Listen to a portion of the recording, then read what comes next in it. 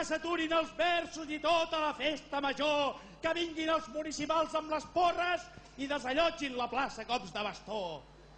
Aquesta aglomeració sembla una manifestació i a Vilafranca no es pot muntar cap sidral sense omplir una instància com cal.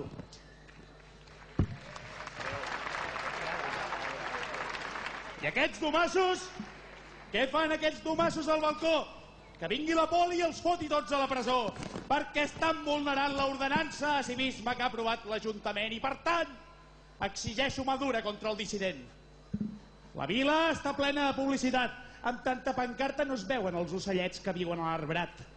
Cal arrencar totes les cartelleres i fomentar el pensament únic amb porres i piloteres. Policia!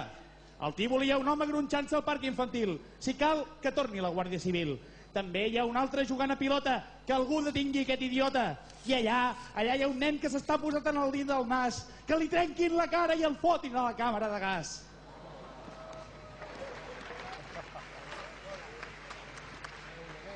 Els bars d'aquesta vila foten fàstic i per tant fotrem foc a totes les cadires de plàstic. Posarem totes les terrasses del mateix color i aquells que s'hi oposin els fotrem a tots a la presó. A la pobresa ni ajudes ni subvencions, l'exterminarem a base de multes i sancions. I quan no puguin pagar, el pes de la llei a sobre els hi caurà. Seran carn de canó aquells que trobem remenant un contenidor i tots els indigents que demanin caritat se'ls hi tallaran les mans sense pietat. Establirem a les fonts públiques un control rigorós, no fos cas que s'hi netegi un sense sostre fastigós. També li prohibirem omplir garrafes fins que es mori de set, perquè l'aigua potable deixarà de ser un dret. Sí, l'ordenança de civisme és el que a Vilafranca li calia per netejar la merda de cara a la galeria. Però en realitat el que l'Ajuntament vol és mantenir la població sota control.